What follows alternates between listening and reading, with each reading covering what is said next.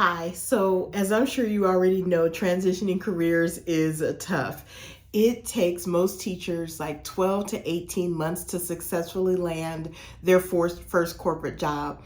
Believe it or not, most of the time that they spend in that 12 to 18 months is just spent like just trying to wade through all of the information out there about what to do, what not to do. So today I wanted to share with you some details around what is one of the most, hear me, one of the most important things you need to consider when creating a corporate resume for the first time.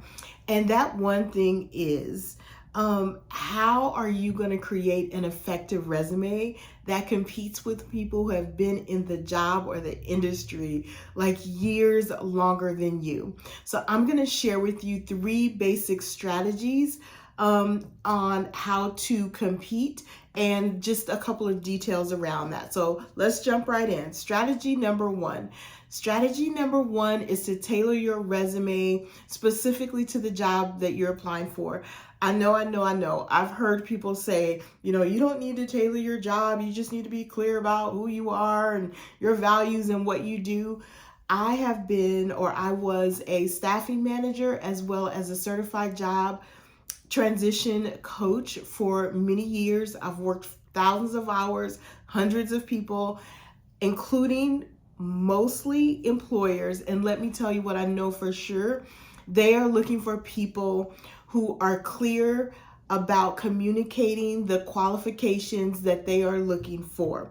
So your first, like I said, competitive strategy is to tailor your resume to the job that you're looking for. One of the biggest challenges that I had as a staffing manager was like just trying to figure out how to get, financial professionals who had years of experience to, tailor their resumes so that it met the expectation of the people who wanted to hire them.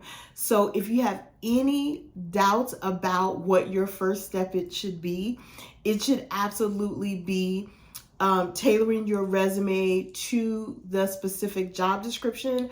I'm going to give you just a quick strategy on how to do that. So pull up the job description, read each bullet point on that job description, determine whether or not you can meet that qualification. If you can, then right there, I want you to start typing out a clear, concise statement about how you meet that qualification. And I want you to continue to do that all the way through the job description. So that's number one. The second thing that you need to do to be competitive is to translate your vocabulary to match the vocabulary that corporate recruiters are expecting. So when you create a resume that has the wrong vocabulary, basically what you're saying is that you expect the recruiter to like translate that for you. Let me tell you what I know from having been a recruiter. I don't have time to do that as a recruiter, and I'm not gonna do it. Like, I would have to be absolutely desperate and on my last legs to sit and try to translate a resume to figure out if these people had the qualifications that I was looking for. I'm looking for those resumes that are easy for me to visually scan, that are tailored to the job that I'm looking for, and make it super easy for me to see that they are qualified for the job. I guarantee you that the average professional recruiter is not going to do that translating for you. And then the last strategy that I want you to think about is to structure your resume correctly. So y'all, I have seen some crazy stuff on resumes. Like, I don't know who it is that's putting out all this information about, put your references on your resume, put additional projects that you've held on your resume. Like, before you do that, back up and make sure that you are including like the five basic components that need to be on every resume. Let me run those down for you.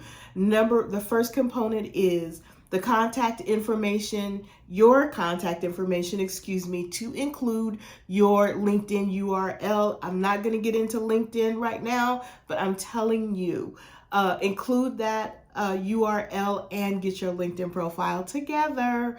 Number 2, the job title. The job title is one of the primary keywords that a recruiter might type into their system to look for you. So please don't make the recruiter guess what job you're applying for. Can you just put it on your resume, please? The third component is your professional summary.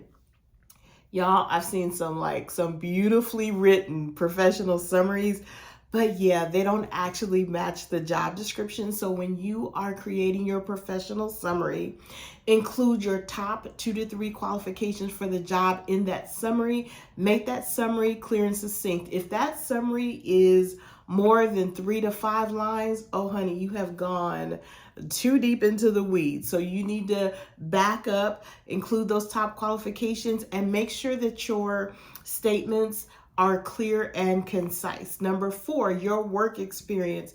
Y'all, you've got to tailor those bullet points to the specific job description, and you've got to translate the language. And we've already kind of talked about that, so please do that.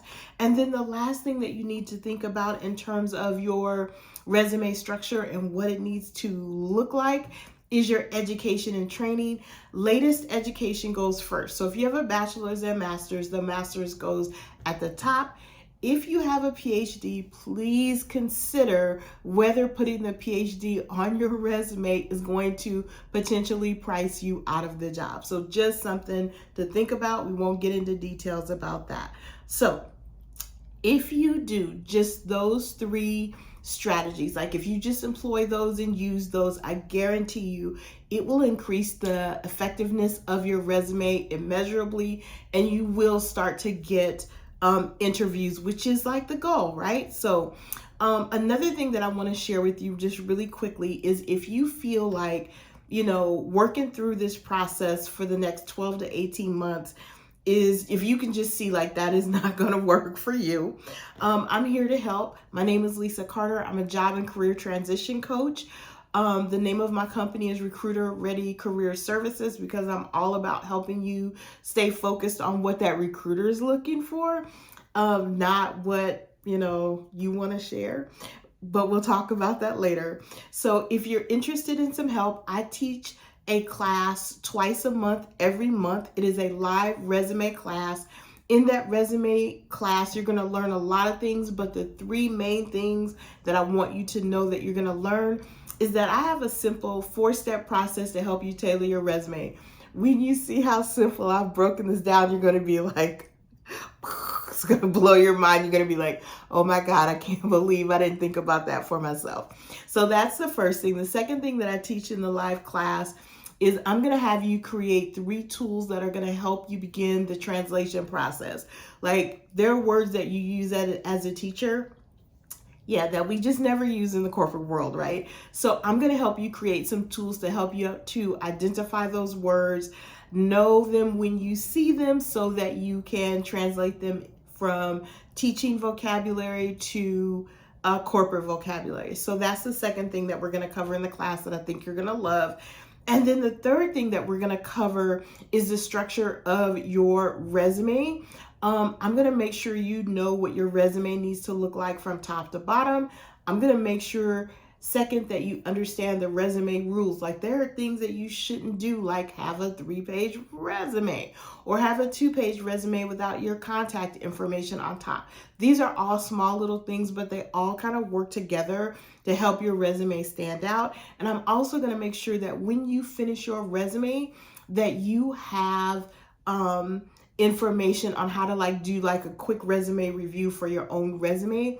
And the bonus piece is, a week after I teach the class, we get back together on a Saturday morning.